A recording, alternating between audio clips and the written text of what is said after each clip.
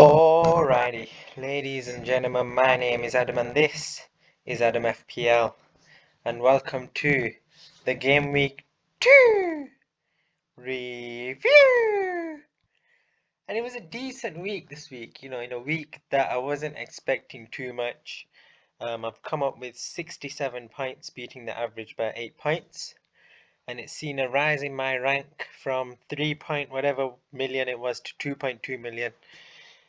But the thing with the FPL rank is, in the early weeks, is one of those things I'm not really bothered about. There's going to be a lot of fluctuation, a lot of change.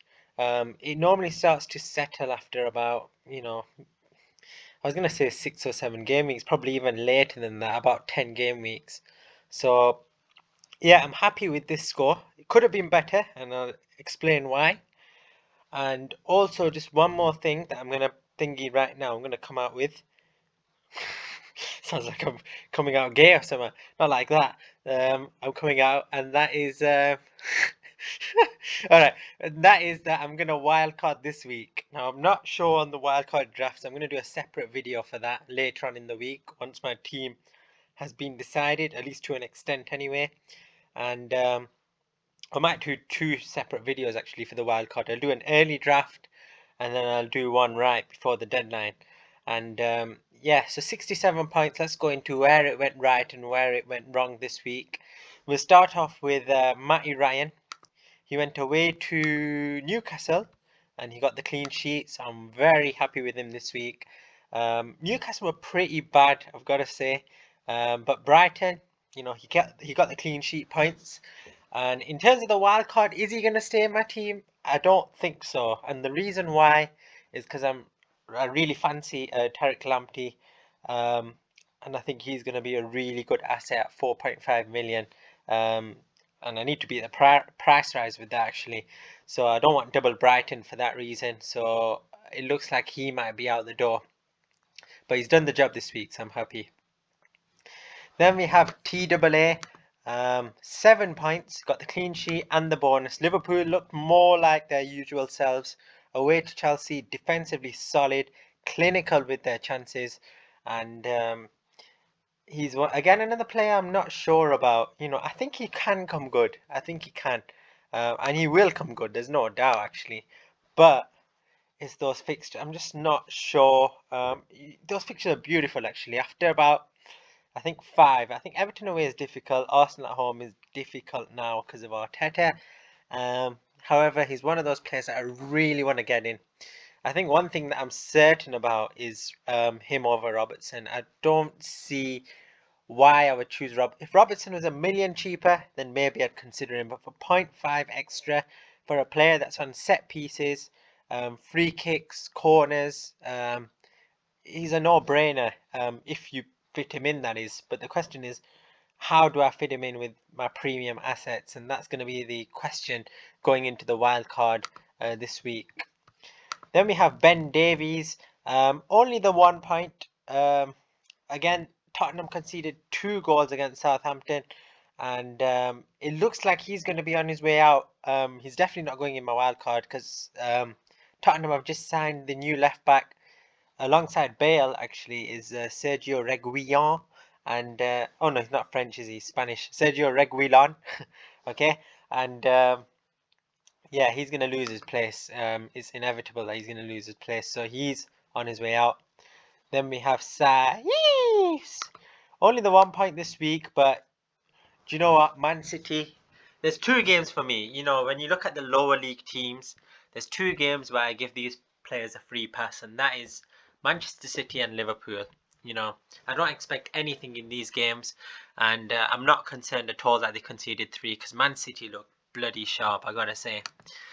Then we have Podence, who, well, I was saying, I give a free pass if they don't get anything, but this guy went and got an assist, and he megged Kevin De Bruyne, which was outrageous skill, and he looked really good. He could have had a brace if Wolves were more clinical, but I think he's going to be a fantastic asset, and definitely someone I'm going to be keeping in my wildcard draft. Then we have Kai Havertz, only the 1 point. Again, this is a player that looks like he's going to be on his way out. Yes, he came off to 45, but it's not that's the concern. He had to come off because obviously Christensen got sent off, so they needed a centre half.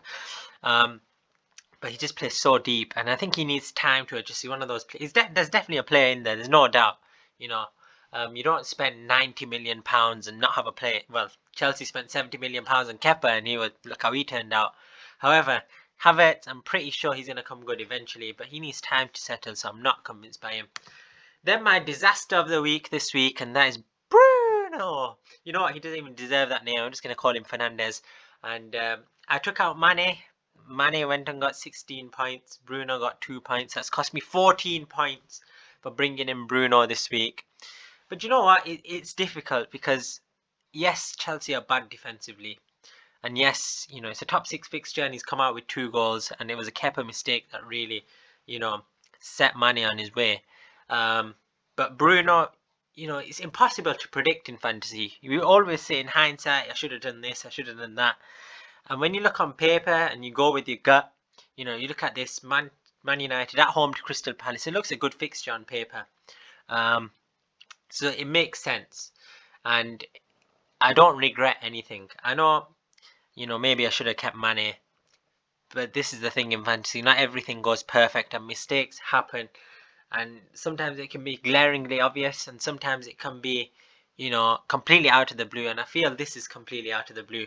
If you weigh up the odds of Bruno Fernandes getting, you know, returns at home to Crystal Palace ahead of Mane getting returns away to Chelsea, you know, you're pretty confident something like that's going to happen on a normal game week. However, this is fantasy football. It can be unpredictable at its best. And this is football. It's football. And, you know, I'm sure a lot of people would have made transfers from Son to Bruno Fernandes, which is even worse. Son got 24 points. But no one could have expected Son to get 4 goals away at Southampton. Nobody. Not a single soul. Even Fantasy didn't think that. You know, they dropped his price to 8.9. And then he's gone back up to 9 million all of a sudden because he got 4 goals. So that's just the way it is. And again, continuing that topic here, it's Aubameyang at home to West Ham. West Ham. About 90% of fantasy, actually I lie, 95% of fantasy players that I know captained Aubameyang this week, and he's only come up with an assist. It was a very, not the best West Ham team, but Arsenal were lacking a lot of creativity. And again, it's just one of those things, you know, Arsenal at home, Aubameyang, he signed the contract against the West Ham, who were awful against Newcastle, let's be honest. And it makes sense to captain him. And unfortunately, he didn't deliver the goods. But, you know, that's just the way it is. That's football. That's fantasy. Hopefully, the main thing is you don't give up. You come back strong. And hopefully, you make more decisions that are right than more decisions that are wrong. And not everybody's perfect. Even the guy that will finish #1 in the fantasy football this year will have made some mistakes along the way. Whether that be benching a player who gets 10 points or, you know, getting the wrong captain choice. It's not every week this happens, you know, every week that people get the right captain choice. That's just football. And then we have the strikers who did exceptionally well. Well, apart from this guy, Che Adams. He was unlucky, to be honest. He's one of those players, isn't he? He's had a lot of chances, I've got to say, in the first 2 games. He's had more chances than Danny Ings. Shots in the box as well. Danny Ings came up with 2 goals. He didn't come up with any goals. It's probably down to his quality, maybe. That lack of ruthlessness and lack of quality in front of goal has probably cost him this week and last week. But yeah, he's going to be coming out of my team. You know, it was a punt. It didn't work out. We move on. Then we have Alexander Mitrovic, 12 points away at Leeds. He got 2 goals. He got the 3 bonus points. He got a yellow card, which is unfortunate, but I was very happy with his returns. And a big part of my week, but not as big as Harry Kane, who came up with 4 assists, 1 goal, and the 3 bonus points, ahead of Son, who got 4 goals. So he must have done something well. And 21 points. Again, you know, I would have never thought to have captained him. Away at Southampton, you know, you look at the statistics, Tottenham was so flat in that first game at home to Everton. It was very difficult to captain him. And then on top of that, their record at St Mary's, they've lost their last 3 games at St Mary's of Tottenham. And yeah, no one could have foresaw that. You look at the first half as well. I remember I checked the scoreline at halftime. I wasn't watching the game. And Southampton were 1-0 up. and then Tottenham scored just before half time. But even then, they only had one shot in the entire first half, which was the goal. So yeah, again, it's just one of those things you just can't foresee. That's just football. And yeah, he's come up and delivered the goods. I'm very happy to have had him, albeit I didn't captain him, but I'm not too bothered because I would have never captained him away at Southampton. So I'm very happy with those returns.